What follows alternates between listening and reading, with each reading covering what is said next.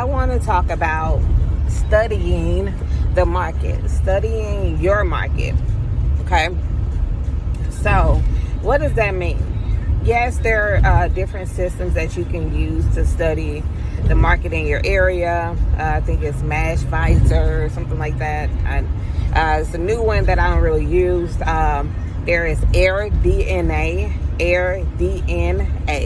okay, that you can absolutely use as well. And it's supposed to pull data from Airbnb and VRBO.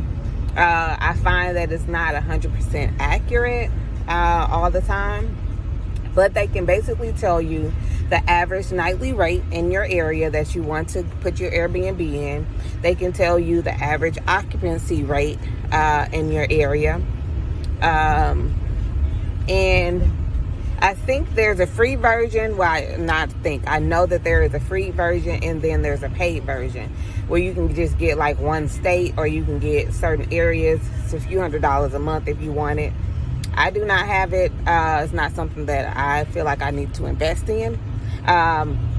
Because honestly, y'all, Airbnb will give you a lot of the same data, but you literally have to sit and you have to research. It's going to take time, right? You're going to be sitting and doing your research, okay? And you can see the average nightly rate, what other people are charging, what other hosts are charging. Different discounts that they offer. Do they offer weekly discount, monthly discounts? How much is their cleaning fee? Look at their amenities. Look at their reviews. Look at their pictures, okay? Look at all of those things and really analyze it.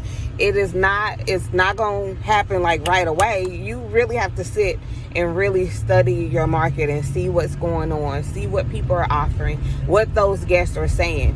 And then another thing I love to do when I travel is actually stay in other host Airbnbs. I have not stayed in any local to me because I just don't. We stay in our own units.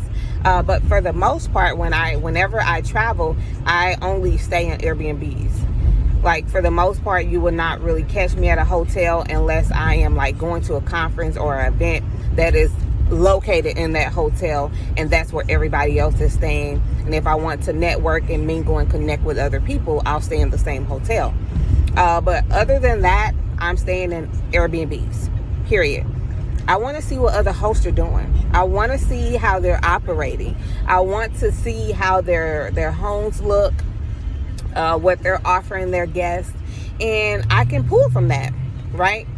I don't have to copy what they're doing all the way, but you can just a little bit. It's okay to copy, folks. You don't have to totally try to reinvent the wheel, just as long as you're copying the right cat. I know that y'all have heard that before.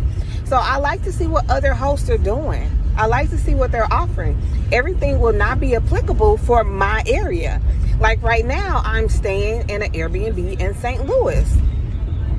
And the area in which I'm at,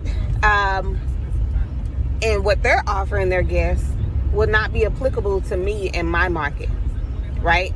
Certain things that they're doing in their units and for their guests, I wouldn't be able to do all of those things in my market, right? So really understand and know your market, know your guests, know the type of people that are staying with you and what you can and can't offer them.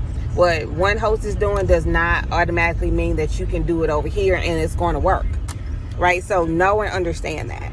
I just recently stayed in an Airbnb in Ohio, and again, I loved it. I totally loved it. Right, and you can just literally pull from what other people are doing. Something that I love to do, that I noticed that this host was doing, was he was leaving a welcome or a thank you card. Something else that I noticed he was doing that I don't do is he has like a little clipboard with things to do, favorite restaurants, different attractions. He had, all of these separate clipboards with that information left in the house. I have that information digital, right? It's all on the app, right? But he had printed it out, and I was like, oh, this is neat. This is cute, right? A lot of people they're not tech savvy. right? I'm noticing that a lot now being a host, when you're, trying to direct people to the check-in instructions and they're totally like, oh, I can't find it. I don't know where it is. Can you help me? Right? Everybody is not tech savvy, right? I know how to go in and find my check-in instructions, find Wi-Fi information. Other people are just not tech savvy. So having a digital version and a physical version will be very helpful to guests that are not tech savvy, right? So that's something, a note that I'm putting in my phone, like, okay, I need to print these things out and have it in the home for the guests, that are not tech savvy. So I'm just pulling things that other hosts are doing that I'm like, oh, I can use that in my business. I think that, I believe my guests will appreciate that, right? If I did that in my home, right? So study your market. Study your market. You can stay in local Airbnbs, right? That other hosts have, right? But do not stay with the intention to try to leave them a bad review. Okay? I have actually had that happen to me, where people that are actually other hosts stay in my Airbnb and stay initially book a week. They extend the trip and then leave me a shitty review. And I'm like, if you didn't like it, why would you extend your trip? So little stuff like that. So do not stay with the intention to just leave them a nasty review. That's not cool. That's not how that the energy that you put out into the universe will always find its way back to you. So don't go with that intention. If you have a bad experience, you had a bad experience, and yes, leave an honest review. But don't go with the intention, oh, they have all 5 stars, I'm going to give them a nasty review. Don't go with that intention. You are literally just doing market research. You need to know who your competition is, okay? A lot of people really get it confused. You need to know who your competition is. And don't go and try to destroy their business. Take notes. If they're doing something good and they have all 5-star reviews, go and take notes. What are they doing? What are they doing?